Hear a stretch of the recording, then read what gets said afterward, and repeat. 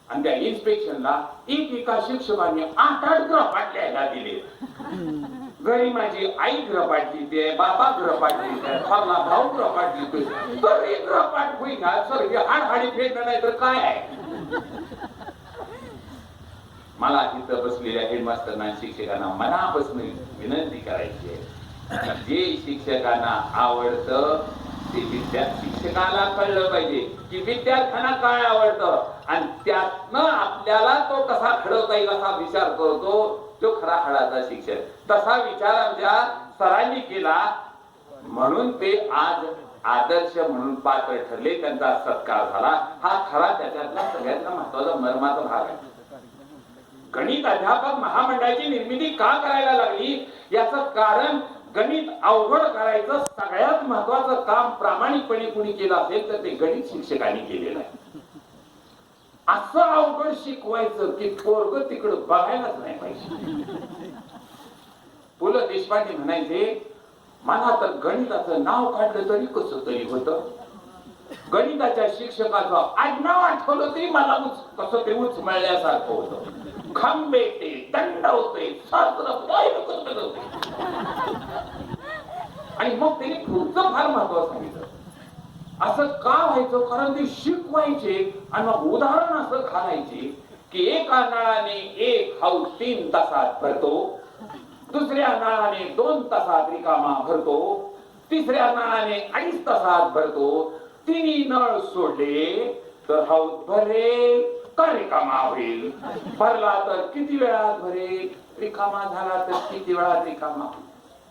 मुलं म्हणले त्यावेळेला आमच्या डोक्यात फक्त एकच विचार यायचा, त्याच्यापेक्षा तो हाऊस फुटून का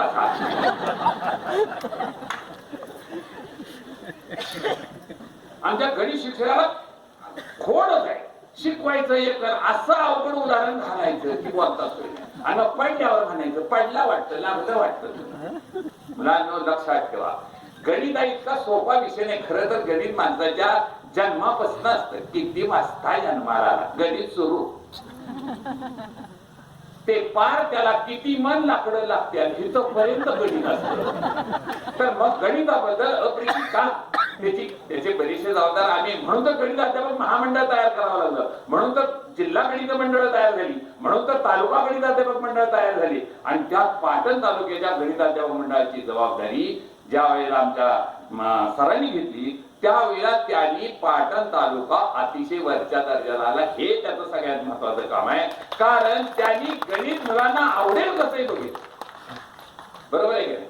आपण लग्न कुणाशी करतो, जी आवडती तिच्याशी करतो, ना आवडती शिकवून करत का सांगा. परत काय होतं हा भाग वेगळा. म्हणून मुलांना गणित आवडण्यासाठी मला काय करता येईल असा विचार करायला पाहिजे. आणि गणित म्हणजे पास होणं म्हणजे गणित नाही, लक्षात ठेवा. नापास झालेली माणसं कितीतरी मोठी झाली. इंदिरा गांधी गणितात नापास, इंदिरा गांधी नापास झाल्या होत्या तरी त्या देशाच्या पंतप्रधान झाले. मी 8वीला गणितात नापास झालो होतो, 34 मार्क पडले होते मला, तरी मला मोठं होता आलंच की. म्हणजे पास होणं नापास होणं म्हणजे गणिताचं मूल्यमापन नाही. गणितामधले जे महत्वाचे भाग आहेत ते लक्षात आले. गणितात तर्क करता येणं हा सगळ्यात महत्वाचा भाग आहे. मी सुद्धा आता तर्क करतोय, बराच वेळ बसल्यास बहुतेक त्यांच्या पोटात कावळं ओरडत असते आणि मनात त्या म्हणत असते मी 2 कावळा कावा पुसतोय. हा तर्क माझा आहे. आता तो किती बरोबर आहे मला माहित नाही, परंतु वास येतोय त्या निश्चितपणे असं घडत असणार आहे. मित्रांनो, तर्क करता येणं. मला लहानपणी मी ज्यावेळेला रस्त्याने चालायचो त्यावेळेला ते नवी दाढी करायच्या काय, त्यावेळेला मी विचार करायचो मी साबण का लावतोय कुणाशी. दाढी तर रस्त्याने करते, मग साबण कशासाठी लावतोय. मग निरीक्षण करायला सुरुवात केली काय काय होतंय. आणि मग मी नीट बघितलं तेव्हा कळलं साबण लावल्यानंतर ती वस्तारा वाढला की तिथलं दाढी व्हायची. आणि मग मी त्यावेळेला विचार केला बहुतेक कुठली दाढी झाली आहे ही कळावं म्हणून ती साबण लावत असते. कालांतराने मी मोठा झालो, मला मी दाढी आली आणि मग मी माझी दाढी फक्त करतो. त्या वेळेला माझ्या लक्षात आलं की साबण लावल्यामुळं केस मऊ होतात आणि दाढी सहज होते, त्याला त्रास होत नाही. हे त्याच्यानंतर कळलं. आणि शिक्षक झाल्यानंतर मग बिन पाण्याची म्हणजे काय हे त्याच्यानंतर कळायला. अनुभव म्हणजे शिक्षण अनुभूती म्हणजे शिक्षण. गणिताची अनुभूती मुलांना आनंददायक कशी होईल असा विचार करणारा गणिताचा शिक्षक. आणि असं शिक्षक आम्हाला या देसाई सरांच्या रूपानं पाटण तालुक्यात मिळाला, कोयना एज्युकेशन सोसायटीला तो मिळाला. हे ललामभूत आहे खरं तर. मला आता हळूच त्यांनी सांगितलं की या वर्षी 7 हेडमास्टर रिटायर होते कोयना एज्युकेशन सोसायटी.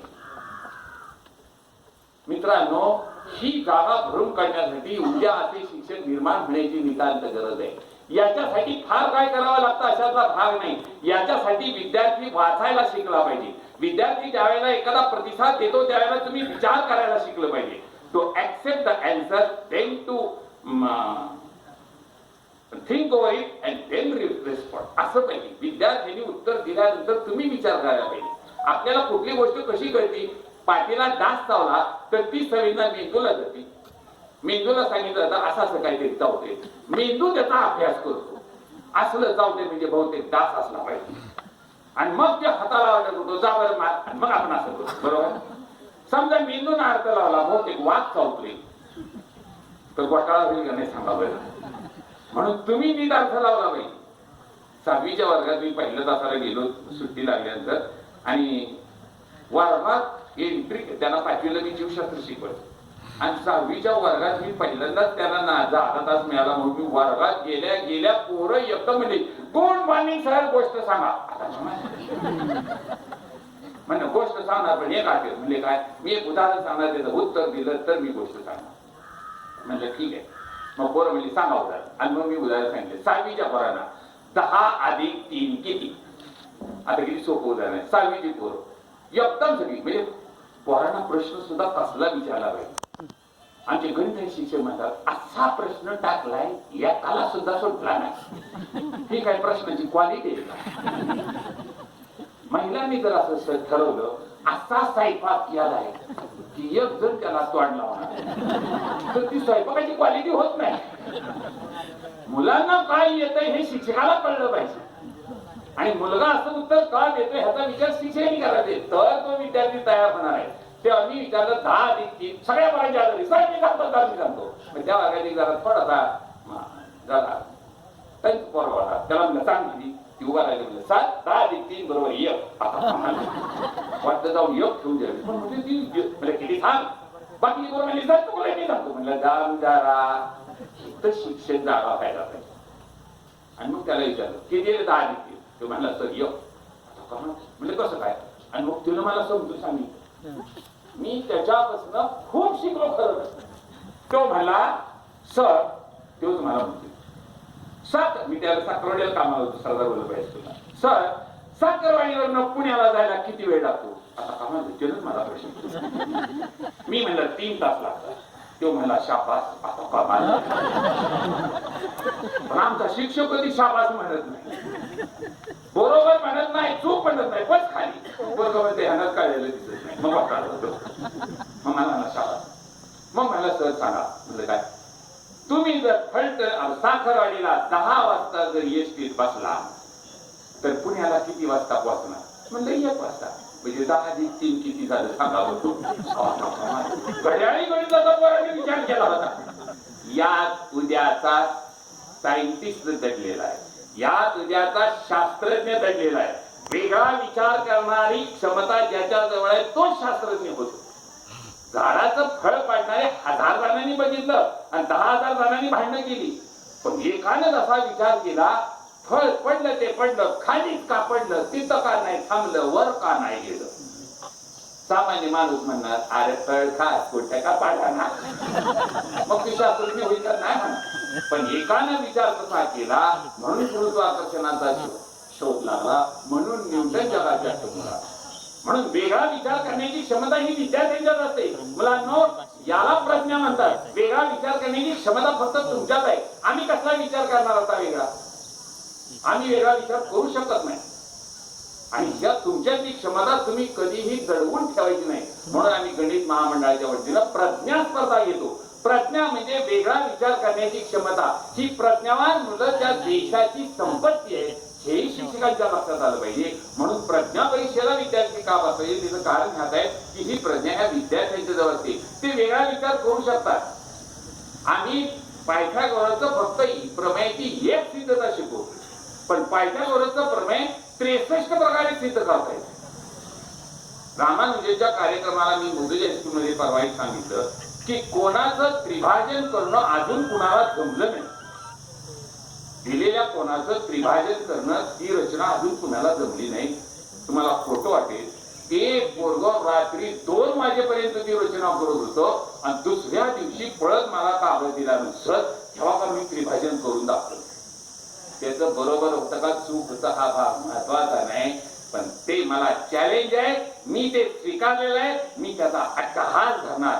ही भूमिका विद्यार्थ्यांची असते, त्याला शिक्षकांनी बळ द्यायला पाहिजे. असं बळ देण्याचं काम पाटण तालुक्यामध्ये गणिताच्या बाबतीत आपल्या सरांनी फार मोठ्या प्रमाणात केलं.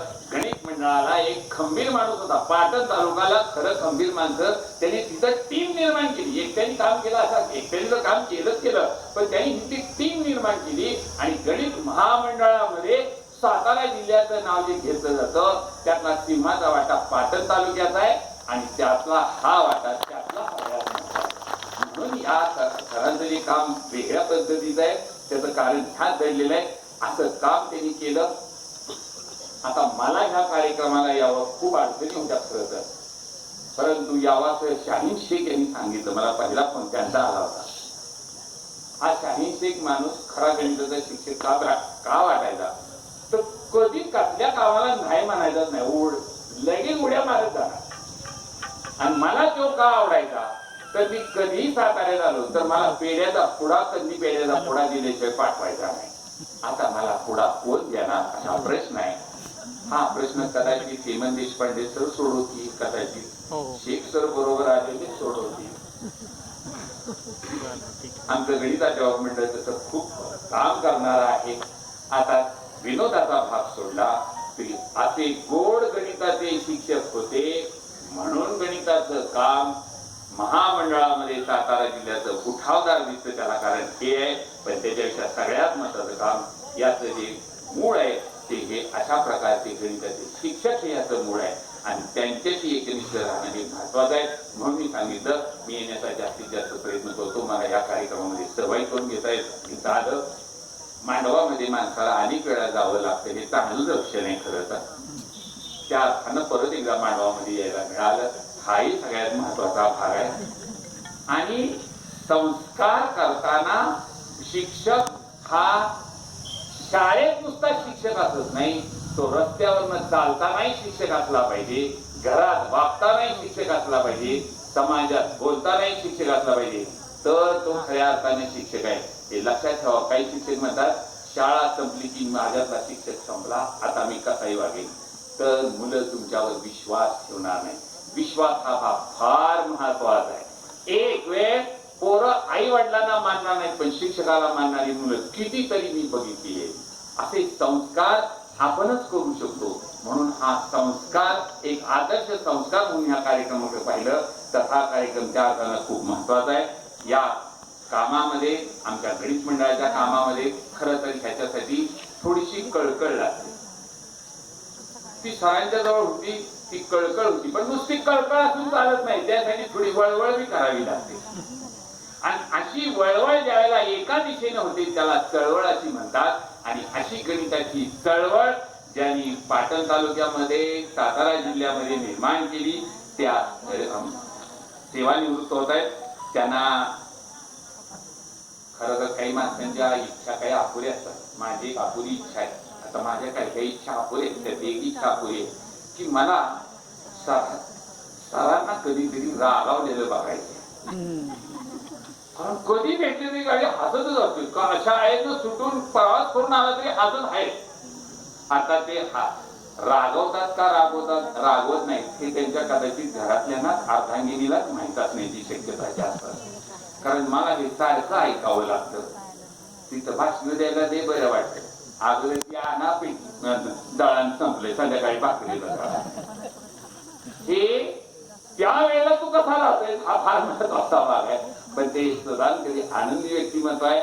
वर्गात एंट्री ज्याची आनंदानं झाली आहे, वर्गात जाताना जो हसत जातो, पण वर्गातून बाहेर येताना सुद्धा हसत येतो, त्यावेळेला समजायचं आपण यशस्वी झालो. यशाची गुरु किती त्यांनी बाळगली ते आज सेवानिवृत्त होत आहेत. त्यांना उर्वरित आयुष्यामध्ये त्यांनी काय काम करावं हे आपण सांगावं का सांगू नये हा भाग वेगळा आहे. परंतु तुम्हाला ज्यात आनंद मिळेल, तुम्ही ज्याच्यामुळं बाकीच्यांना तुमच्या जवळचं ध्यान देऊ शकाल असं तुम्ही काम कराल अशी अपेक्षा व्यक्त करतो आणि त्यांना पुरोहित आयुष्य सुखाचं समृद्धीत जावं अशी अपेक्षा व्यक्त करतो. आज सगळ्यात मोठा योग, मी आणखी कार्यक्रमाला यायचं सगळ्यात महत्वाचं काम काय असेल तर आज कार्यक्रमाला येणार अमरसिंग दादा येणार आहेत म्हणल्यानंतर आता म्हणलं जायचंच काय देतो.